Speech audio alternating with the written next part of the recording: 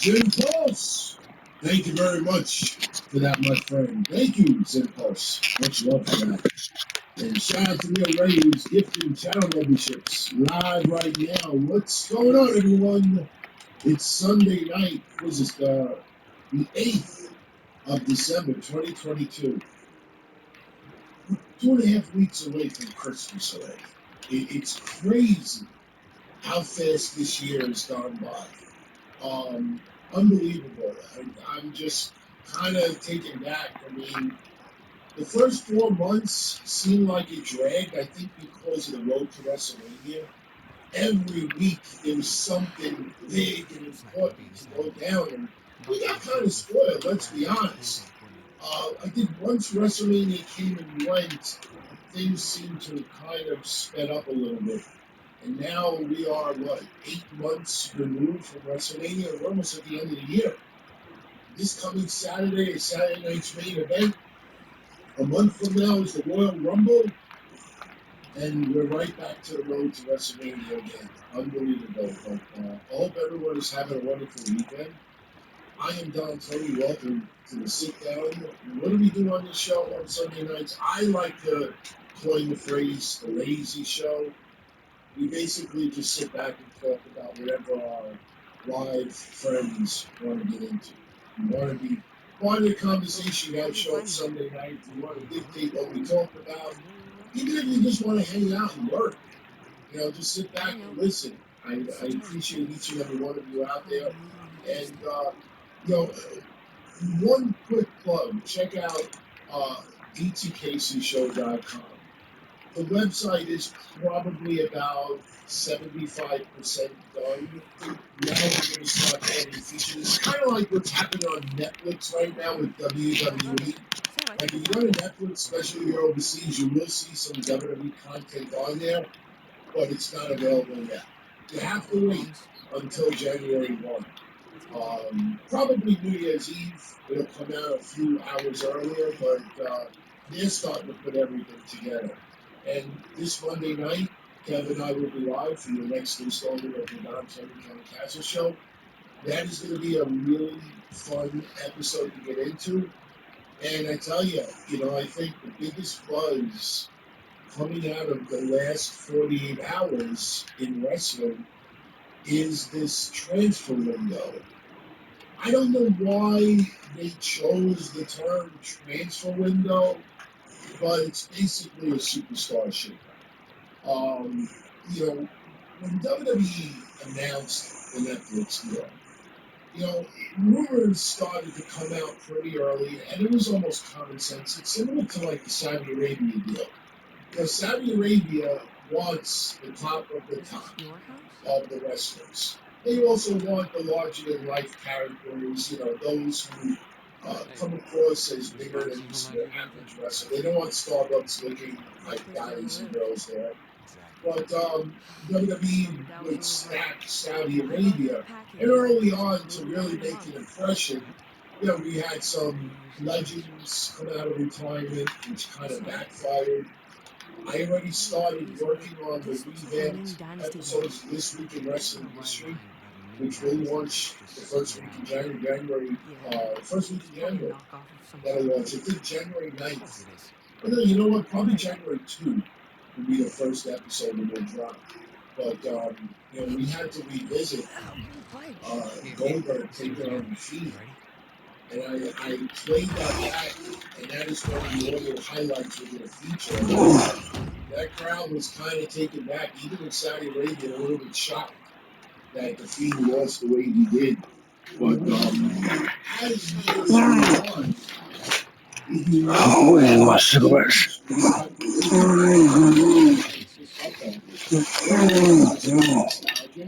It was about two headline names, legends from yesteryear, getting insane AJ's Undertaker, Shawn Michaels. My God, he's a huge experience on the side.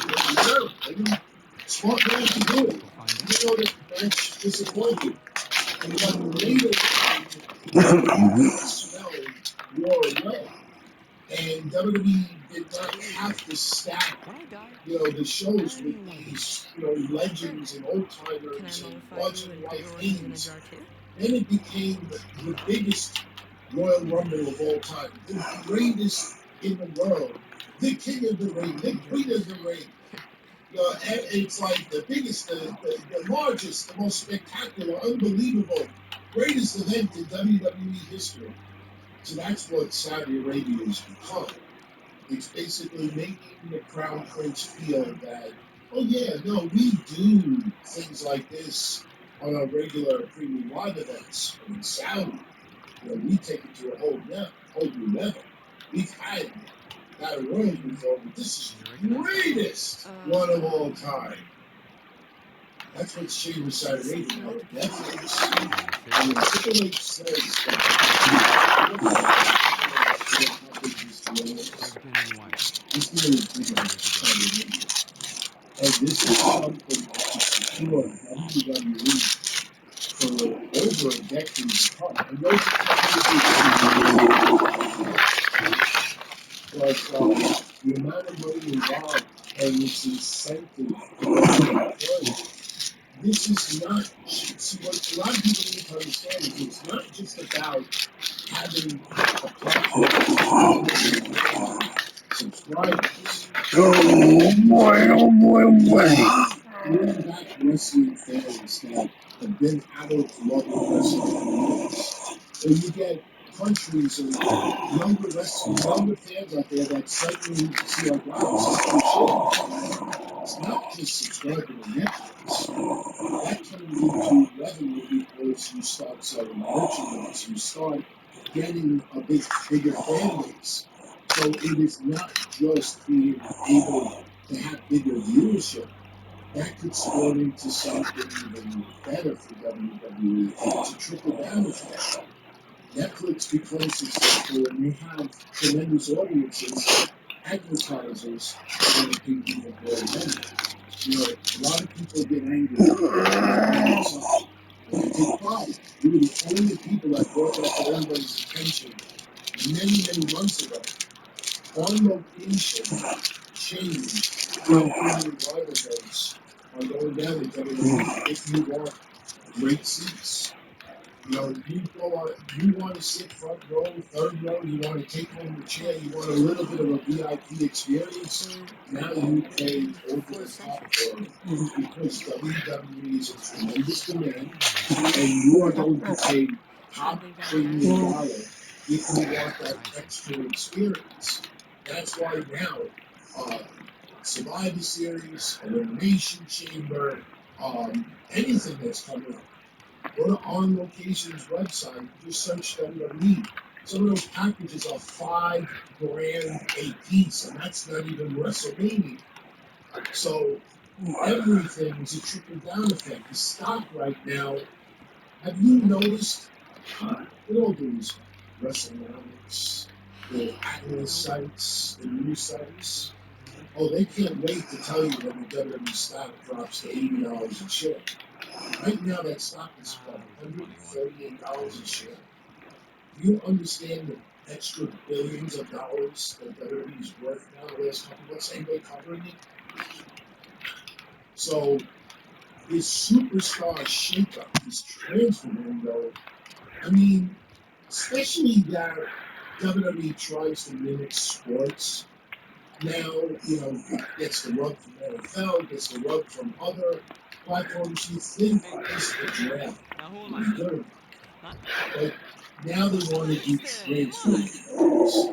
And basically what this is WWE's way to get the best roster that they could get to please Netflix.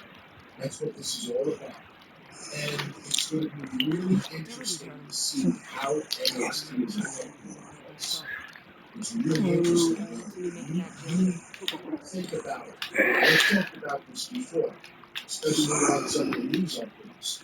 You think about this insane deal that WWE's made with Netflix. When you think about the USA Network deal with SmackDown, when you load up that roster to Netflix, where is your priority going to be? It's going to be Netflix. Does anybody in their right mind think that WWE is going to put 3 hours of SmackDown on a Friday night with most of the major stars hanging out on Monday Night Raw? That is going to be a hard sell for a lot of advertisers out there, especially if the ratings dip. Friday nights is not the greatest night to have wrestling, or let alone any program. So Netflix is the place. Netflix is the Saudi Arabia of weekly television now with WWE. And it's going to be really interesting to see who in NXT is going to be on the fast track to go to the main roster. And as I said last night on the news update, you got to also please CW. I mean, CW is this much compared to the WWE Netflix deal, but you still got to please CW. And CW made the deal because they're targeting a certain demographic. When you see NXT and you see the stars that are portrayed, it's not, oh, there's so many black people on it, there's so many Latinos, and it's so mixed, and there's a lot of sexy women on it. No, when you look at CW and their bigger goal of who they're trying to attract in 2025, CW is undergoing a lot of changes right now. They are moving away from their normal programming. If you've watched CW over the last couple of years, you know pretty much what their format has been. Now they want to move and really, really target the 18 to 34-year-olds. Believe it or not, guys, I don't have the info in front of me, but CW's average age for their channel is like 51. You look at the programming that's been on CW. Yeah, doesn't that kind of feel a little strange? Like when you know what programming is on CW and the average age of the viewer is in their 50s. It almost feels has a little creepy vibe to it. Like, wow, we got the majority of 50-something-year-olds watching programming directed to 18 to 34-year-olds. So I'm looking forward to this transfer window. Somebody sent in a super chat earlier about this, and I'll bring it up now because I wanted. I'll mention something else about this. Where is it? Who said this? This was from Ronnie. What are my thoughts on the transfer window? How do I think it's going to go down? He likes the idea, but why not just do the draft earlier? On the surface, I agree with you. I think WWE doing a draft would be simpler, would be more logical, would be easier on the tongue, especially when you look at other sports. They do drafts every year. Why not slow it down and make it more relatable to sports fans? I think the reason why they're doing this is because they want to do trades. There's a big difference between doing drafts and doing trades. Remember last year's draft? I remember it. I remember for like 2, 3 weeks leading up to the draft, we saw Ava Rain in the offices with Adam Pearce and Nick Aldis. We got drafted to NXT. I'll wait. Who got drafted to NXT? So if you do a draft this year and you are bringing up NXT, you can't do the same crap you did earlier this year. Did I say last year? I meant this year. I really, early this year. I mean, so if you do trades, now it gets more interesting. Now you could have bragging rights. I was traded for so and so. You could do 2-for-1 deals. You could do a faction for Roman Reigns. You could do so many different things. But the end game, the mission statement here is to give the Raw roster that much more. Is it not going to go to 14? You might sneak some in on the third hour if they go back to 3 hours. They're not going TV 14. We've been telling you that since day one. Oh, attitude is bad, and this, that. The only difference is what happened on Netflix is the crowd chants will not be censored. Uh, Pat McAfee will have a couple of expletives, and you will once in a while get a little blood, a little bit extra. But remember, guys, the fans do not dictate it. It's the advertising that dictates it. Even when Vince was still in power, how many years did we beat it to death that WWE was not answering to us? They were answering to the stockholders, the investors, and the advertisers. That dictates it. If you don't believe me, and I've said this a few times in the last couple of weeks, tomorrow night on Monday Night Raw, watch USA Network 15 minutes before Raw starts, 15 minutes after Raw ends, especially before it starts. You will sit there and be honest, and I don't care this person. It doesn't matter. If it's done or it's not done, it doesn't matter. I think it's stupid to curse just to curse. But I think there's a show, Suits, whatever it is. I don't know the name of it. But I watched it last week, 15 minutes before Raw started, and all I heard was, holy shit, if you get this fucking deal, that would be bullshit. Wow, these assholes. I did this poll. 75% of these fucking assholes. And everything is not censored except for the F word. I heard asshole and bullshit at least 6 or 7 times. This is before Raw started. And you can't even have a crowd chant, holy shit. It's the advertisers. The advertisers on Netflix will dictate how much more you get. And the fact that Nick Khan is saying this now, and you may say, well, E.T., how come Nick Khan and Triple H didn't say this 6 months ago? Well, 6 months ago, they probably didn't know who was going to buy advertising space for Netflix. They didn't know what Netflix was going to be bringing on. So they sell the advertising space, and now we're less than a month away. Netflix knows who's going to be advertising during Raw. So based on the advertising, what that tells me is that a lot of people who advertise on the USA Network are also going to advertise on Netflix. Because if they got a whole different set of advertisers that are fine with expertise, you would definitely relax it a little bit more.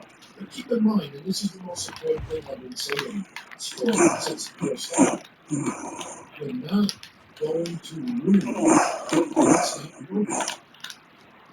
Whether we like it or not, families and kids are a big part of WWE's viewership and revenue and fan base. And they're not because they go to Netflix, say all those little kids, get the fuck out of here. Get the fuck out of here. No, we're going to TV 14. Don't like it? Then you watch Sneak Us. When your parents fall asleep, go watch this. Go watch this on your Fisher Price cell phone. No, they're not going to alienate a huge part. Stockholders and investors will come out. That's why I bring it up again. But I love it. It put such a smile on my face a year and a half ago.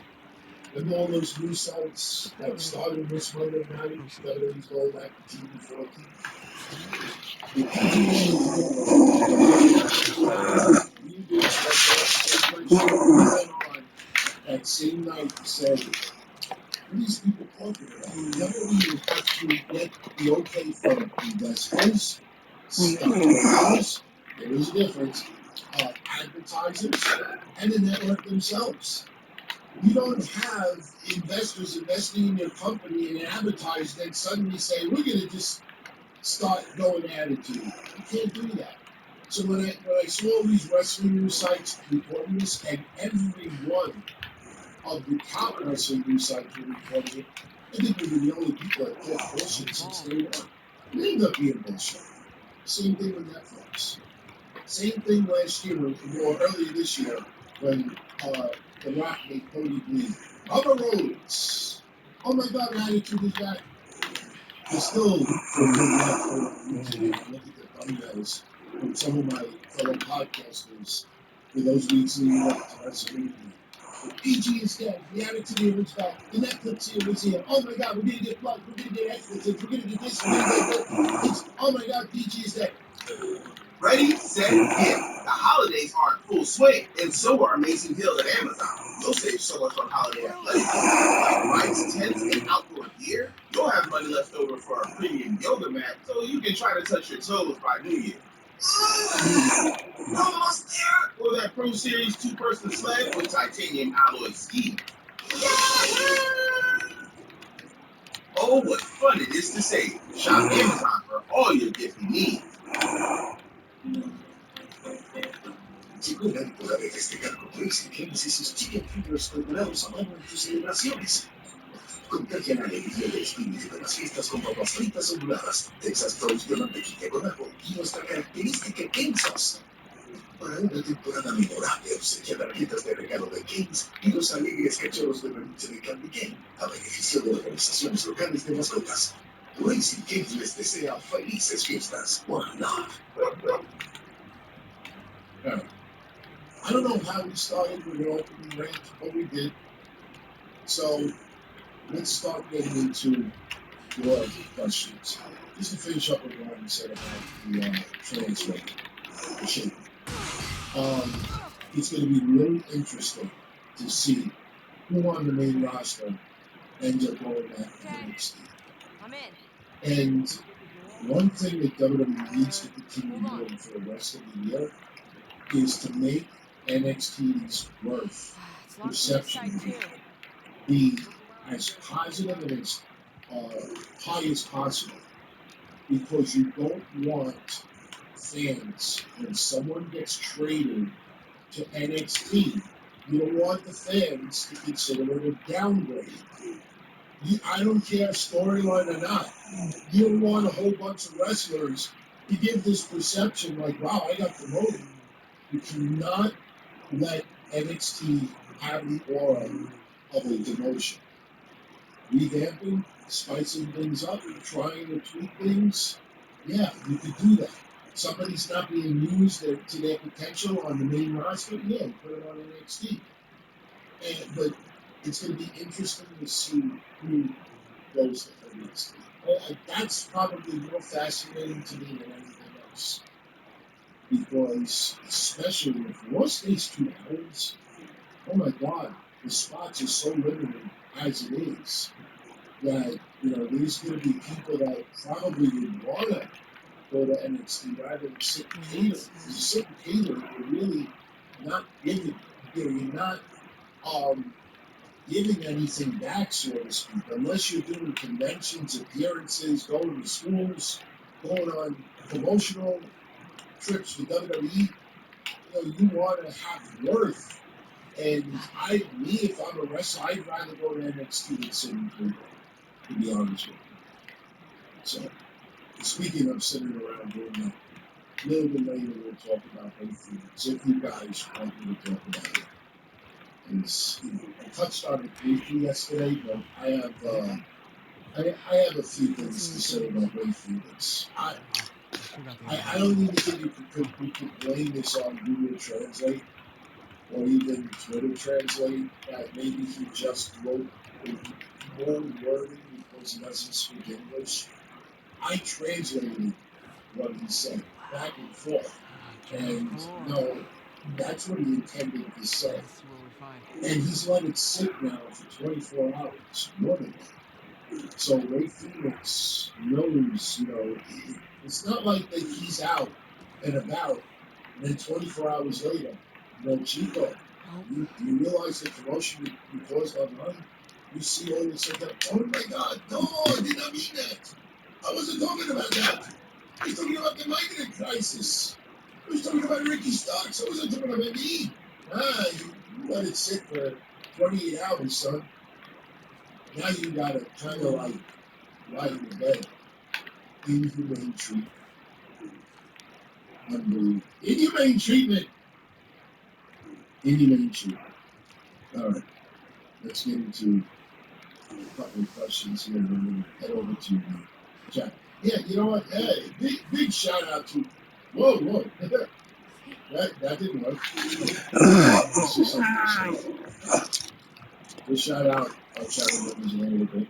Curated vibrations, the shadow members are Western answer to the shadow members, our moderators, and shadow members too. Shout out to them. Much love. Thank you very much. Shout out to everybody that supports what we do. Thank you very much as always. Appreciate it in 2025. Not do or die because our followers and our listeners are like this. We're family. In all the years we've been doing this, I never reached even noticed. Since '97, all night, was a regular nobody.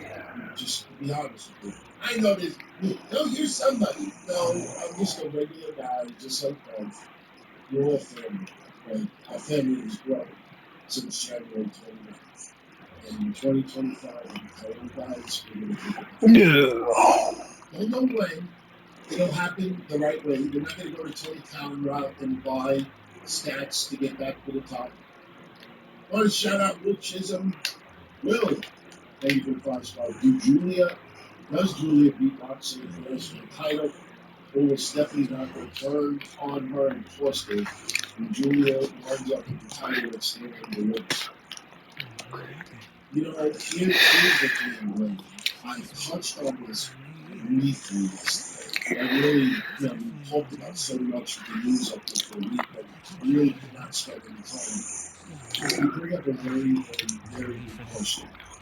And, I think everyone out there needs to understand you gotta please CW as well. And this is not a knock Julia or Stephanie Vaca. I think in one vote, Stephanie Vaca has quickly become my favorite woman in NXT. Julia is also. He goes right to say, how would they not pick up sooner from WWE? And I know you're gonna say, well, Stephanie Vaca doesn't actually do that. Yeah, but they decided to it. So signed into a deal with but the thing was is that Stephanie Vaca wasn't on anybody's radar. That's just the fact. She came out of nowhere and it clicked. And she got it. And she got it. CW Network, they have certain people that headline all the promotion in the I'm not saying Perez is one of them. I'm not saying that Roxanne Perez is going to be stuck in NXT to CW. I'm not saying that at all. Thing is, I'm not comparing Roxanne Perez to Indy Hartwell.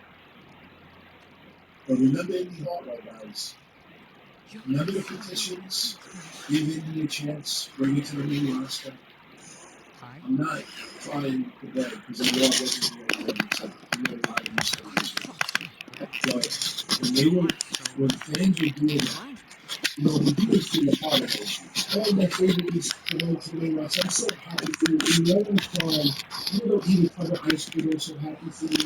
Oh my God, it's beautiful. It's amazing. You're giving me an opportunity. And even though I absolutely loved Indy Hartwell in NXT, my concern from day one was how is she going to be petty about all of the after a few months, people are going to want to see Dexter Loomis and Indy Hartwell double date with Johnny Gargano and Candice LeRae on Raw or on SmackDown. Indy Hartwell went into the main roster, was great and everything, but she wasn't going to leapfrog to Kevin Owens.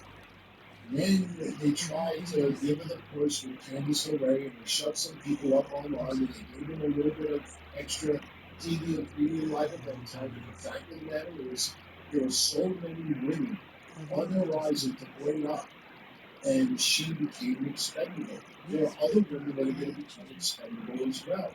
And the thing is, Roxanne Perez, you bring it to the but she ended up being like in Aaliyah. Not saying babyface Aaliyah was more like, she caused upsets when she won matches. Like nobody looked at it and said, she's gonna get a push. Because Zane's kind of none. Everybody she won.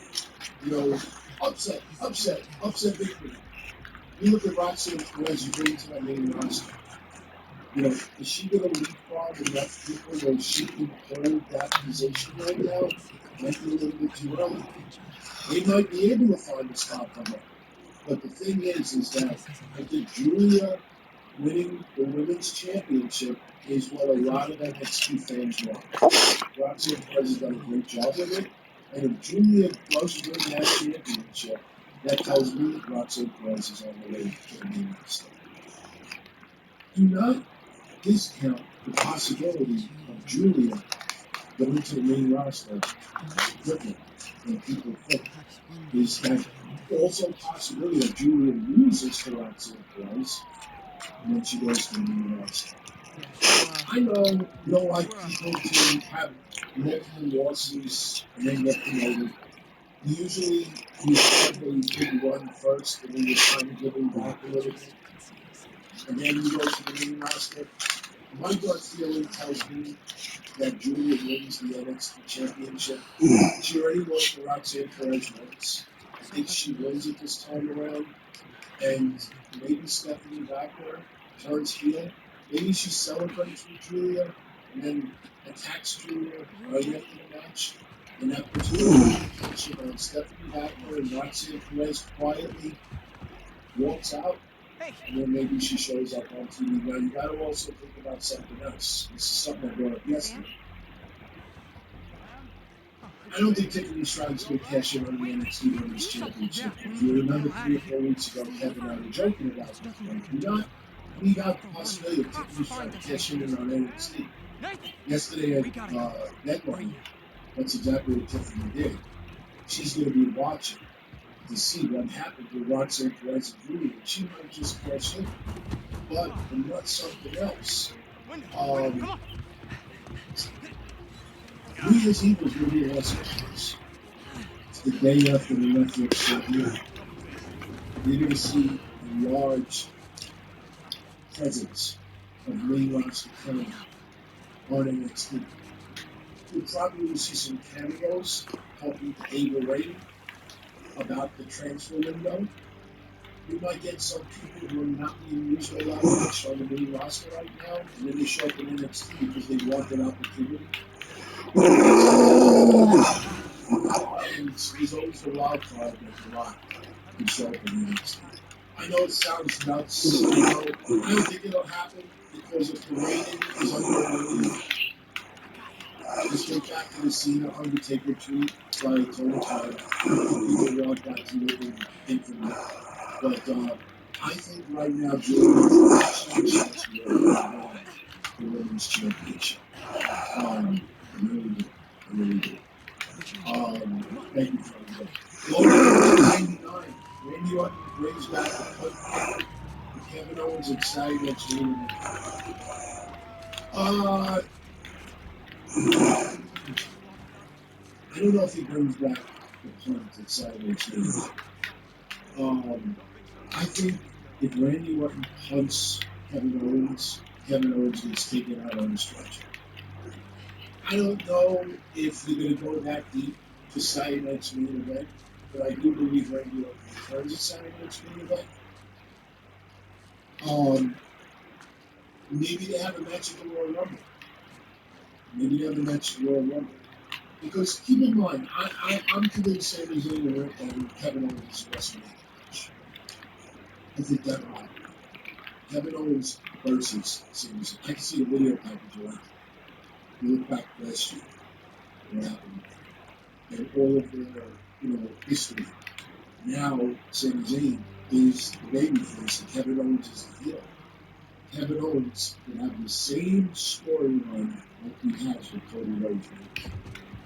We teamed up with the person that tried to ruin my career, hurt my family, hurt my livelihood.